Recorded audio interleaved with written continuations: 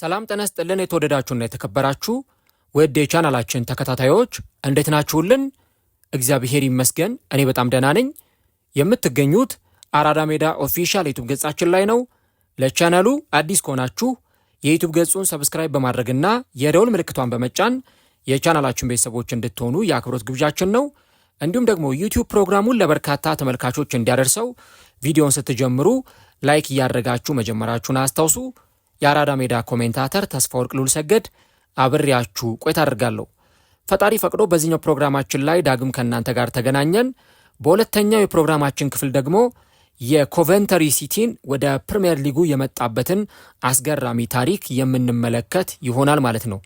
ኮቨንተሪ ሲቲ እንዴት ወደ ፕሪሚየር ሊጉ ሊመጣ ቻለ? ያለፉትን 25 ዓመታት ታሪካቸውን እንዴት ወደ ድል መቀየር ቻሉ? አሰልጣኝ ፍራንክ ላምፓርድ በዚህ ቡድን ውስጥ ምን አይነት ነገሮችን አድርጓል? በሚቀጥለው ዓመት ደግሞ በፕሪሚየር ሊጉ ላይ ከዚህ ቡድን ምን አይነት ነገር ይጠበቃል? እስከ ቪዲዮ መጨረሻ ድረስ አብራችሁን ከቆያችሁ እነዚህን ጉዳዮች የምንነግራችሁ ይሆናል ማለት ነው። እንዲህ አይነት ታሪኮች በእግር ኳስ ለመስማት እጅግ በጣም የሚያስገርሙ ታሪኮች ናቸው ብዬ አስባለሁ።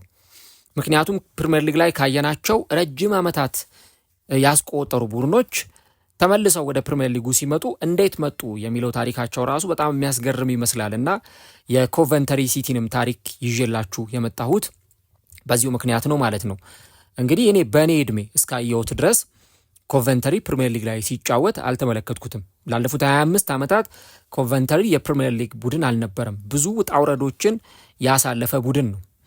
እንግዲህ ባለፈው ሳምንት በጣም የሚያስገርም ታሪክ በኮቨንተሪ ሲቲ የተሰራበት ዕለት ነበረ። በደስታ እንባ የተራጩ የኮቨንተሪ ሲቲ ደጋፊዎች ማሊያቸውን አውልቀው በደስታ የሚይዙት የሚጨብጡ ያጡ ወጣቶችና አሁን ወደ ፕሪሚየር ሊጉ ተመልሰናል የሚሉ መልእክቶችን ከፍ አድርገው የያዙ ደጋፊዎች ስታዲየሙን ሞልተውት ነበር። እንግዲህ የቡድኑ የመሃል ተከላካይ ቦቢ ቶማስ ከብላክበርን ጋር በነበረው ጨዋታ ብላክበርኖች ጨዋታውን እየመሩ ነበር። በኋላ ላይ በብላክበርን ሮቨርስ ሜዳ ላይ ዘግይቶ ያስቆጠራት ያቻነት ግብ ኮቨንተሪን በመጨረሻ ወደ ህልሙ እንዲደርስ አድርጎታል ማለት ነው። ይህም አብሯቸው ለተጓዙ 7500 ተጓዥ ደጋፊዎችና በአጠቃላይ ኮቨንተሪን ለሚደግፉ ደጋፊዎች እጅግ በጣም የሚያስደስት ታላቅ የደስታ ቀን ነበር። እንግዲህ ቡድኑ ወደ ፕሪሚየር ሊጉ ማለፉን ካረጋገጠ በኋላ ስሜታቸው በጣም የሚያስገርም ነበር በተጫዋቾቹ በኩል። የቡድኑ ዋና አሰልጣኝ ፍራንክ ላምፓርድም ለስካይ ስፖርት እንዲህ ሲል ነበር የተናገረው። ይህ እጅግ ትልቅና ታላቅ የእግር ኳስ ክለብ ነው። ይህ ድንቅ ደጋፊ ክለቡ ለከተማዋ ያለው ትርጉምና እነዚህ ተጫዋቾች ያከናወኑት ስራ የሚገርም ነው የሚል ሀሳብ ሰጥቶ ነበር። ላምፓርድ ሲቀጥል ከ15 ወራት በፊት ወደዚህ ስንመጣ ክለቡ በሊጉ 17ኛ ደረጃ ላይ ነበር ብሏል። ፍራንክ ላምፓርድ የመጣበትን ጊዜ ሲያስታውስ ማርክ ሮቢንስ ክለቡን ወደ ነበረበት ለመመለስ አስደናቂ ስራ ሰርቶ ነበር። ነገር ግን ምንም አይነት የገንዘብ ድጋፍ ሳይኖር ገና 3 ጨዋታዎች እየቀሩ በቀጥታ ማለፍ መቻል ትልቅ ውጤት ነው።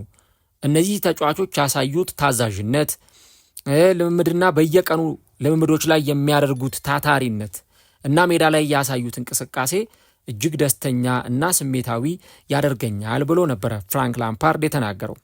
ከረጅም ጊዜ ስቃይና ከ25 ዓመታት ጥበቃ በኋላ እንግዲህ ኮቨንተሪ ወደ ፕሪሚየር ሊጉ ተመልሷል።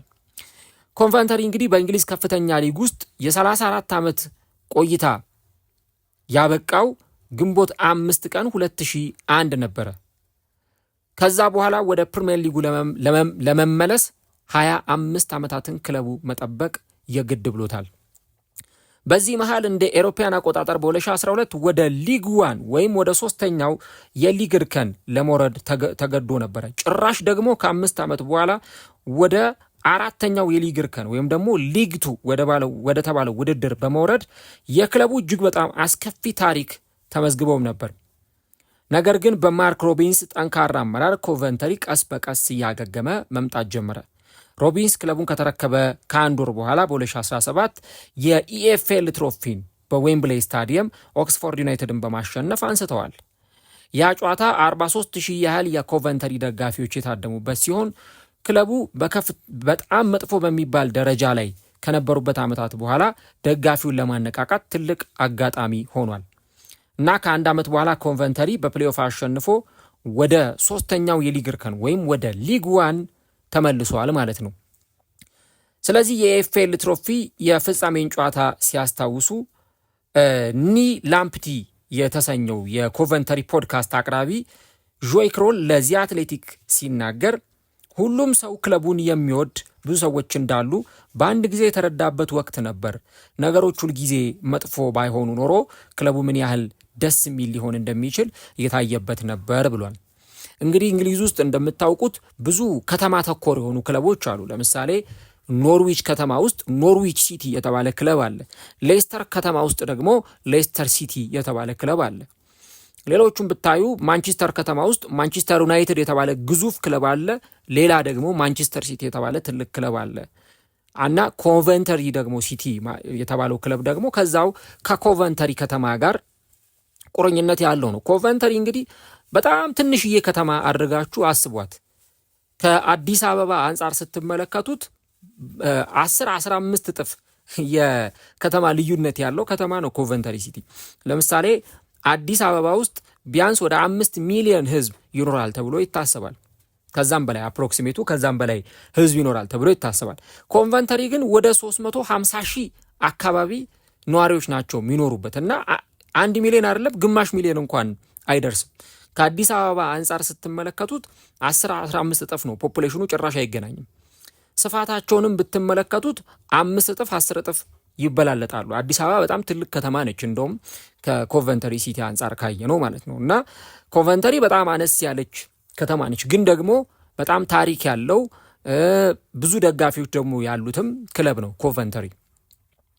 በኮቪድ-19 ምክንያት የ2019-20 የውድድር ዘመን ተስተጓጉሎ ነበር እና በኋላ ወደ ሻምፒዮንሺፕ ከመጡ በኋላ 2 ጊዜ ለፕሪሚየር ሊግ ለመምጣት ተቃርበው ፕሌኦፍ ደርሰው በልብ ሰባሪ ሁኔታ ሳይሳካላቸው ቀርቷል። የመጀመሪያው ሙከራቸው በ2023 በሉተን ታውን ነበረ በመለያ ምት የተሸነፉት። ሉተን ታውን ከ2 ዓመት በፊት ፕሪሚየር ሊግ ላይ አይተነው ነበር፣ ተመልሶ ወርዷል። ባለፈው ዓመት ደግሞ በሰንደርላንድ በ122ኛው ደቂቃ በተቆጠረባቸው ግብ ህልማቸው መክኖ ቀርቶ ነበር ማለት ነው። ይህ ብቻ አይደለም። ከ1 ዓመት በፊት በኤፍኤ ካፕ የግማሽ ፍጻሜ ጨዋታ ደርሰው በማንቸስተር ዩናይትድ ዌምብሌ ላይ 3-0 እየተመሩ ጨዋታውን 3-3 ያደረጉበት ታሪክ የሰሩበት አጋጣሚ እጅግ በጣም የሚያስገርም ነበር። እንደውም በ120ኛው ደቂቃ ያስቆጠሯት 4ኛ ግብ በቪኤአር ተሻረባቸው። ኦፍሳይድ ተብሎ ተሻረ እንጂ በታሪክ የማይረሳ ድል ለማስመዝገብ ተቃርበው ነበር። በኋላ ግን በመለያ ምት ተሸንፈው በማንቸስተር ዩናይትድ ተሸንፈው ወደ ፍጻሜ ሳይደርሱ ቀርተዋል ማለት ነው።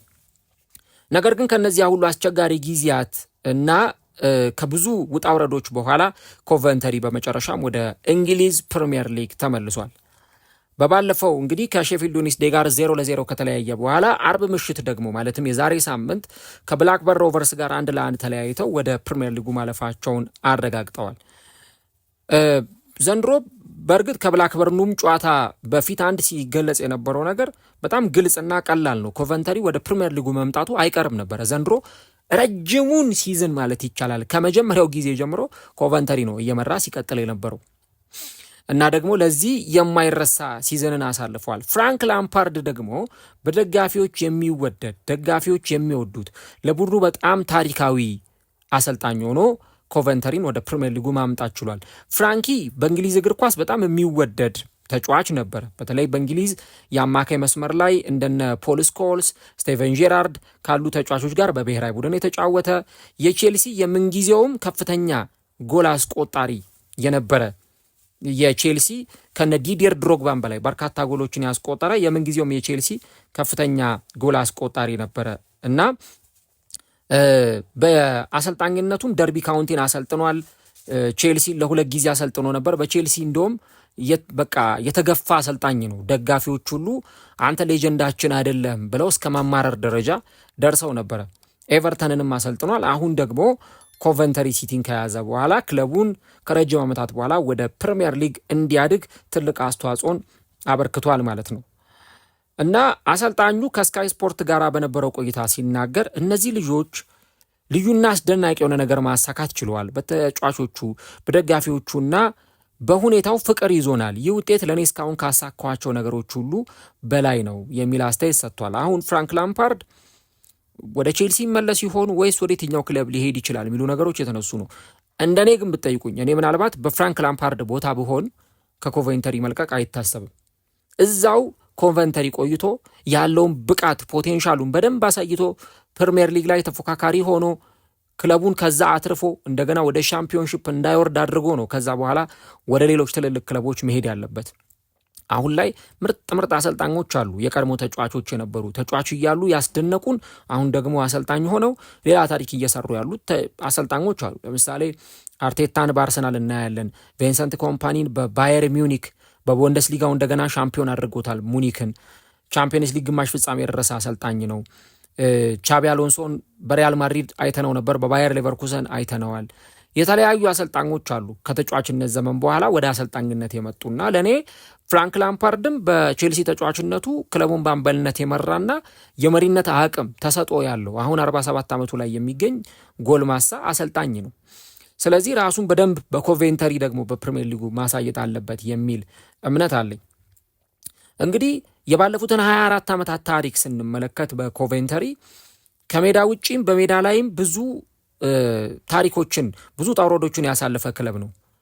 ለ106 ዓመታት ቤታቸው የነበረውን የሆይፊልድ ሮድ ስታዲየምን በ2005 ከለቀቁ በኋላ በከተማው ዳርቻ ወደሚገኘው ሪኮ አሬና ተዛውረው ነበረ። ነገር ግን ይህ ሽግግር አዲስ ብርሃን ከመሆን ይልቅ ከባድ ችግር ይዞባቸው ነበረ ለኮቬንተሪዎች የመጣው። በ2013-14 የውድድር ዘመን በኪራይ ውዝግብ ምክንያት ኮቬንተሪ የሜዳው ላይ ጨዋታዎችን ወይም ደግሞ ሆም ላይ የሚያደርጋቸውን ጨዋታዎች ከከተማው 34 ማይል ርቀት በሚገኘው የኖርታምፕተን ታውን ሜዳ ላይ ለማድረግ ተገዶ ነበረ። በወቅቱ በነበሩት ባለቤቶች ላይ ደጋፊዎች ተደጋጋሚ ቅሬታዎችን፣ ተቃውሞችን ሲያቀርቡም ነበር። ከ2019 እስከ 2021 ባሉት ሁለት የውድድር ዘመናት ደግሞ የሪኮ አሬና ባለቤት ከነበረው ዋስፕስ የተሰኘው የራግቢ ክለብ ጋር በተፈጠረ አለመግባባት ጨዋታቸውን በበርሚንግሃም ስታዲየም ሜዳ ለማድረግም ተገደዋል። ያው ኮቬንተሪ ከተማዋ ከሌስተር ሲቲ ወይም ከሌስተር ከተማና ከበርሚንግሃም ከተማ በጥቂት ማይል ርቀት ላይ ነው የምትገኘው። እዛው አጠገብ ላጠገብ ናቸውና ወደ በርሚንግሃም ሲቲ ሜዳ ሁሉ ለመጫወት ተገዶ ነበር። በመጨረሻ ደግሞ በመጋቢት 2021 ወደ ሪኮ አሬና አሁን የኮቨንተሪ ቢልዲንግ ሶሳይቲ አሬና ተብሎ በሚጠራው ቦታ ለመመለስ ከዋስፕስ ጋራ የ10 ዓመት ስምምነት አድርገዋል። ነገር ግን የራግቢ ክለቡ በኪሳራ መዘጋቱን ተከትሎ ማይክ አሽሊ ስታዲየሙን ተረክበው አዲስ የ5 ዓመት ስምምነት ተፈራርመዋል። በመጨረሻም በባለፈው ነሐሴ ወር ልክ ሲዝኑ እንደተጀመረ የክለቡ ብቸኛ ባለቤት የሆኑት ዳግ ኪንግ ስታዲየሙን ከማይክ አሽሊ ኩባንያ ጠቅልለው ገዝተውት የክለቡ ወሳኝ ቀን በተባለው አጋጣሚ ኩዊንስ ፓርክ ሬንጀርስን 7-1 በማሸነፍ እንግዲህ ይህን ደስታቸውን አክብረዋል ማለት ነው። የዳግ ኪንግ ሌላኛው ትልቁ ውሳኔ በህዳር 2024 አንጋፋውን አሰልጣኝ ሮቢንሰንን በላምፓርድ መተካታቸው ነበረ። ላምፓርድ ለ18 ዓመታት ከስራ ርቆ የቆየ በቼልሲ ጥሩ ጊዜን አላሳለፈም የተባለ ስለ አሰልጣኝነቱ ጥያቄ የሚነሳበት አሰልጣኝ ነው በተባለበት ጊዜ ነው አሰልጣኙን ወደ ኮቨንተሪ እንዲመጣ በማድረግ ይህንን ኃላፊነት ለፍራንክ ላምፓርድ የሰጡት።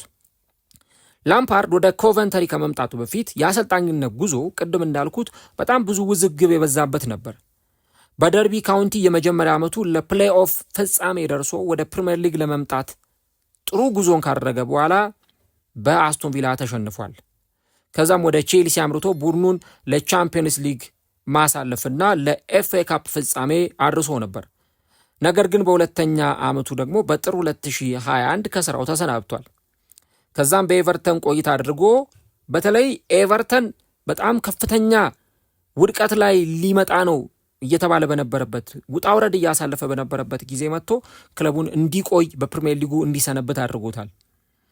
ከዛ በኋላ ግን ከውጤት በመራቁ ደግሞ ተሰናብቷል እና ኮቨንተሪ ለላምፓርድ በቼልሲና በኤቨርተን ያጣውን መረጋጋት ሰጥቶታል። ሻምፒዮንሺፕ ነው፣ የብዙ ሰው ትኩረት ፕሪሚየር ሊግ ላይ ስለሆነ ከባባድ የሚባሉ ጫናዎች ይርቁለታል። ስለዚህ በጣም በተረጋጋ ሁኔታ የሰላም አየር እየተነፈሰ በጣም በጥሩ መንገድ ክለቡን እንዲመራ እድል ሰጥቶታል ማለት ነው። እንዲሁም ከፕሪሚየር ሊጉ የጋዜጠኞች ግፊት ርቆ እንዲሰራም እድል ፈጥሮለታል። እርሱ ወደ ክለቡ ሲመጣ ቡድኑ 17ኛ ደረጃ ላይ ነበር እና ላምፓርድ እንደመጣ አንድ ቃል ነበር የተናገረው። እኔ እዚህ ያለሁት እንዳሰልጣኝ እንጂ እንደ አንድ ታዋቂ ሰው አይደለም በማለት ነበር ለጋዜጠኞች የተናገረው። እና በመጀመሪያው የውድድር ዘመን የላምፓርድ ኮቨንተሪ በጥርና በመጋቢት መካከል ካደረጋቸው 10 ጨዋታዎች 9ኙን በማሸነፍ አስገራሚ መነቃቃት አሳይቷል። በሻምፒዮንሺፕ 5ኛ ደረጃን ይዞ ቢጨርስም በፕሌይኦፍ በሰንደርላንድ ተሸንፎ ወደ ናፈቁት ፕሪሚየር ሊግ ሳይገቡ የቀሩበት አጋጣሚ ተፈጥሯል። በዘንድሮ የውድድር ዘመን ግን ያለፈውን ውድቀት እንደ ነዳጅ በመጠቀም ለስኬት በቅተዋል። በክረምቱ ያን ያህል ትልልቅ ለውጥ አላደረጉም ወይም ትልልቅ የሚባሉ ዝውውሮችን አልፈጸሙም። ካፕቴኑን ቤንሺፍ በአርሰናል የመጫወትም ታሪክ ነበረው። በ6.5 ሚሊዮን ፓውንድ ወደ ሬክሳም ተዛውሯል። በምትኩ እንደ ኪን ኬስለር ሃይደን እና ሉክ ዌልፈንደን ያሉ ተጫዋቾች ደግሞ ወደ ኮቬንተሪ ሲቲ መጥተዋል። የላምፓርድ ትልቁ ስኬት የነበረው ስብስቡን ማሻሻሉ ነው። እንደ ኤፍሮን ሜሰን ክላርክ እና ብራንደን ቶማስ አሳንቴ ያሉ ተጫዋቾች በሱ ስር ደማቅ ዓመትን አሳልፈዋል። ተጫዋቾቹ ስለ ላምፓርድ ከትልቅ አክብሮት ጋር ይናገራሉ። ተሰጥኦ ያለው ደግሞ የቡድኑ አማካይ ጃክ ሩዶኒ እሱ ለእኔ የሚያስፈልገኝ አማካሪ አሰልጣኝ ነው ብሎ ተናግሯል። ላምፓርድ በሜዳ ላይ ባሳየው ውጤት ብቻ ሳይሆን ከደጋፊው ጋርም ጥልቅ ግንኙነት አለው። በጣም ይገርመኛል ይሄኛው ነገር። ሁልጊዜ ጨዋታን ካሸነፈ በኋላ ወደ ደጋፊዎቹ ይሄዳል። እንደውም ባለፈው ወደ ፕሪሚየር ሊጉ ካደጉ በኋላ የኮቨንተሪ ደጋፊዎች የፍራንክ ላምፓርድን ስም እየጠሩ ሲያዜሙ ነበረ። ዊ ሃቭ ጎት ፍራንክ ላምፓርድ ሂ ናው ዋት ዊ ኒድ። ላምፓርድን አግኝተናል፣ ምን እንደምንፈልግ ጠንቅቆ ያውቃል እያሉ የፍራንክ ላምፓርድን ስም ሲያነሱ ነበረ እና በጣም የሚያስገርምም ጭምር ነው እውነት ለመናገር። ያ እንግዲህ በቃ አሰልጣኝነት እንደው ከብዶታል። ኧረ ከዚህ ክለብ መውጣት አለበት የተባለ አሰልጣኝ ኮንቬንተሪ መጥቶ ክለቡን ወደዚህ አይነት ቦታ ማምጣቱ የሚገርም ነው እና ረጅም ጊዜ የጠበቁትን ነገር ነው አሁን ያሳቁት፣ ወይም ረጅም ጊዜ የጠበቁትን ነገር ነው አሁን ያገኙት እና እንደውም ለአንድ ደጋፊ ሰርግ ላይ ሁሉ እንዲገኝ ተጋብዞ ነበረ። በ2023 የ5 ዓመት የሲዝን ትኬት የገዙ 5000 ደጋፊዎች ክለቡ ወደ ፕሪሚየር ሊግ በማለፉ ምክንያት የሚቀጥለውን የውድድር ዘመን አስቡት፣ ፕሪሚየር ሊግ ላይ የሚያደርጋቸውን ጨዋታዎች በነፃ እንዲመለከቱ ተደርጓል። ክለቡን በውድቀቱ ጊዜ በከፍታውም በዝቅታውም ጊዜ የደገፉ ክለቦች አሁን ፕሪሚየር ሊግ ላይ ሲመጣ የ5 ዓመት ትኬት የገዙ ናቸውና በነፃ የክለቡን የፕሪሚየር ሊግ ጨዋታዎች እንዲመለከቱ ተደርጓል ማለት ነው። ይሄ በጣም ትልቅ የደጋፊዎችን ፍቅር የሚያሳይ ነው። ከዚህ በተጨማሪ በታክቲክ ረገድ ላምፓርድን ካየነው 4-2-3-1 አሰላለፍ ዘንድሮ አብዝቶ ተጠቅሟል። አሜሪካዊው አጥቂ ሃጂ ራይት በ16 ግቦች ድንቅነቱን አሳይቷል። በጥር ወር ደግሞ ክለቡን የተቀላቀለው ማት ግራይምስ በመሃል ሜዳ ላይ የክለቡ ወሳኝ ተጫዋች ነበር። ግብ ጠባቂው ካርል ራሽወርዝ ደግሞ የሻምፒዮንሺፑ የዓመቱ ምርጥ ተጫዋች እጩዎች ውስጥ ተካቷል። ኮንቨንተሪ የውድድር ዘመኑን የጀመረው ደርቢን 5-3 ኩዊንስ ፓርክ ሬንጀርስን ደግሞ 7-1 በመርታት ቡድኖችን እያፈራረሰ ነበር። ከዛ በኋላ መሃል ላይ የሆኑ አይነት መንገጫገጮች ተፈጥረዋል። እንደውም ከሱ ቀጥሎ ያለው ሁለተኛው ቡድን ሚድልስብራ ያለውን የነጥብ ልዩነት ለማጥበብ ሁሉ ተጠግቶ ነበረ። በኋላ ግን የካቲት ወር ላይ ራሱ ሚድልስብራውን 3-1 አሸንፈው ወደ ብቃታቸው ተመለሱ። በጥር ወር ደግሞ ያመጡት ፍራንክ ኦኔካም በመሃል ሜዳው ላይ ትልቅ ሚናን የተጫወተ ተጫዋች ነበር ማለት ነው እና አሁን 3 ጨዋታ እየቀራቸው ወደ ፕሪሚየር ሊጉ መምጣታቸውን አረጋግጠዋል። አሁን ለፕሪሚየር ሊጉ በትክክል ዝግጅት የሚጀምሩባቸው ሳምንታት ከፊት ለፊታቸው ይጠብቋቸዋል። አብዛኞቹ ተጫዋቾች ከዚህ በፊት በእንግሊዝ ፕሪሚየር ሊግ ላይ ተጫውተው አያውቁም። ዋናው አሰልጣኝ ፍራንክ ላምፓርድ ግን ፕሪሚየር ሊግ ምንድን ነው የሚለውን በተጫዋችነትም በአሰልጣኝነትም የሚያውቅ ሰው ነው። ለአሁኑ ግን የኮንቬንተሪ ደጋፊዎች በዚህ ቅጽበት ደስተኞች ናቸው። ጆይ ክሮን እንዳለው ሁሉንም አይነት መከራ አሳልፈናል፣ ደጋፊዎቻችን እስከ ነሐሴ ወር ድረስ በዚህ ስሜት የመቆየት መብት አላቸው ብሎ ተናግሯል።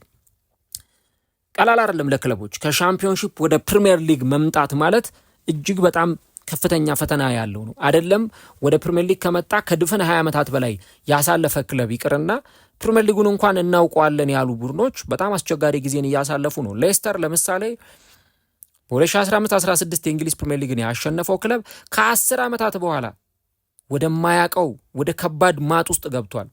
ክለቡ ወደ ሻምፒዮንሺፕ ሲወርድ ከእንደገና ተመልሶ ሲመጣ ሲወርድ ከቆየ በኋላ አሁን ደግሞ ጭራሽ ከሻምፒዮንሺፑም ወርዶ ወደ ሊግ ዋን ሁሉ ገብቷል። እና እንዲህ አይነት ውድቀቶች አሉ። አንዴ ወደ ሻምፒዮንሺፕ ከወረድክ በጣም ከባድ ነው ከዛ በኋላ ተመልሶ ለመምጣት። ብዙ ክለቦችን እኮ አይተናል። ወደ ሻምፒዮንሺፕ የወረዱ ክለቦች ለመምጣት በጣም ሲቸገሩ አይተናል። በቃ መቼ ነው የሚመጡት እስከሚባል ድረስ ይኸው ከፍተኛ አይነት መከራ እያሳለፉ ያሉ ክለቦች አሉ። እኛ በእድሜያችን የምናውቃቸው ኢቭን በእድሜያችን የማናውቃቸው በጣም ብዙ ክለቦች፣ ለምሳሌ ቦልተን የፕሪሚየር ሊጉ ድምቀት የነበረ ክለብ ነው። ቦልተን ወንደረርስ የለም አሁን ፕሪሚየር ሊጉ ላይ። እነ ስቶክ ሲቲን በፕሪሚየር ሊጉ እናውቃቸዋለን። እነ ዌስት ብሮሚች፣ እነ ቻርልተን አትሌቲክ፣ እነ ሃል ሲቲ፣ እነ ፖርትስመዝ፣ እነ ኖርዊች ፕሪሚየር ሊግ ላይ የምናውቃቸው ናቸው። አሁን እነዚህ ክለቦች ከፕሪሚየር ሊጉ ከራቁ በጣም ቆይቷል። ብላክበርን አሁን የፕሪሚየር ሊግ አሸናፊ የነበረ ቡድን ነው። ባልሳሳት በ1995 ይመስለኛል የፕሪሚየር ሊጉ ሻምፒዮን የነበረው። አሁን ብላክበርን የሻምፒዮንሺፕ ከወገብ በታች ያለ ቡድን ነው። ተመልከቱ ምን አይነት ቡድን እንደሆነ። እና በጣም ለክለቦች አስቸጋሪ ነው አንዴ ከወረዱ በኋላ ተመልሶ ለመምጣት። አንዳንድ ክለቦች ደግሞ አሉ ወደ ፕሪሚየር ሊግ ይመጣሉ ተመልሶ ይወርዳሉ። ይሄ መውጣት መውረዳቸው ተደጋጋሚ ነው። በርንሌን ብታዩ፣ ሳውዛምፕተንን ብታዩ እንደዚህ አይነት ቡድኖች አሉ። በቃ መውጣት መውረድ የተለመደ አድርገውታል። እና አሁን ኮንቨንተሪ 3 ጨዋታ እየቀረው ነው ወደ ፕሪሚየር ሊጉ መምጣቱን ያረጋገጠው እና በጣም ትልቅ ስኬት ነው። እንግዲህ አሁን ኢፕስዊች ታውን፣ ሚልዎል፣ ሳውዛምፕተን፣ ሚድልስብሮ እነዚህ 4 ቡድኖች ደግሞ ሁለተኛ ደረጃን ይዘው ወደ ፕሪሚየር ሊጉ የመምጣት ትልቅ እድል አላቸው። የትኛው ቡድን ደግሞ ኮቨንተሪን ተከትሎ ወደ ፕሪሚየር ሊጉ ይመጣል? ከዛ ደግሞ በፕሌይኦፍ የትኛው አንድ የመጨረሻ ቡድን ወደ ፕሪሚየር ሊጉ ይመጣል የሚለውን ነገር አብረን የምንመለከተው ይሆናል ማለት ነው። ከዚህ በተጨማሪ ግን አንድ ሌላ የማንዘነጋው ነገር ደግሞ ፕሪሚየር ሊጉ ላይ የሚመጡት ቡድኖች ራሳቸው እንዴት ባለ መንገድ ሰርቫይቭ አድርገው ይቆያሉ። አሁን ትልቁ ነገር እሱ ነው። ፕሪሚየር ሊግ ላይ ከመጡ በኋላ ከባዱ ፈተና እንዴት ነው ወደ ፕሪሚየር ሊጉ መተን የምንቆየው ነው። አሁን ለምሳሌ በርንሌይ መጣ ወረደ ተመልሶ።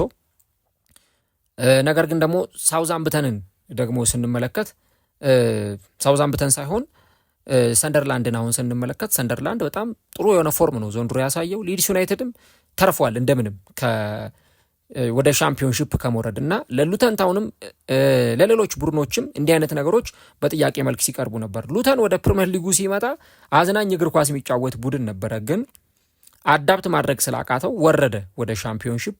አሁን ደግሞ ጨራሽ ወደ ሊጓን የወረደ ቡድን መሆኑንም ስናይ ነበረ እና እንዲህ አይነት ነገሮችም አሉ። ስለዚህ ኮቨንተሪ ቀጣይ ዓመት ሲመጣ ፕሪሚየር ሊጉ ላይ ለመትረፍ ነው ዋነኛ እቅዱ አድርገው የሚመጣው። ለዚህ ደግሞ አዳዲስ ተጫዋቾችን ማስፈረም፣ ክለቡን በዝውውር ማጠናከር፣ እነዚህ ነገሮች በጣም ያስፈልጋሉ። ግን አሁን ፕሪሚየር ሊግ ላይ ሌላ ደግሞ በጣም አስገራሚ ክለብ እንመለከታለን። እንደዚህ አይነት ፋንታሲ የሆኑ ታሪኮች በጣም ያስገርማሉ እና እንግዲህ በቀጣይ ደግሞ ሌላ ውሃ ሰማያዊ እንመለከታለን። ከማንቸስተር ሲቲ ቀጥሎ ውሃ ሰማያዊ ማሊያ ደግሞ የሚለብስ ሌላ ቡድን እንመለከታለን፣ ኮንቨንተሪ ማለት ነው።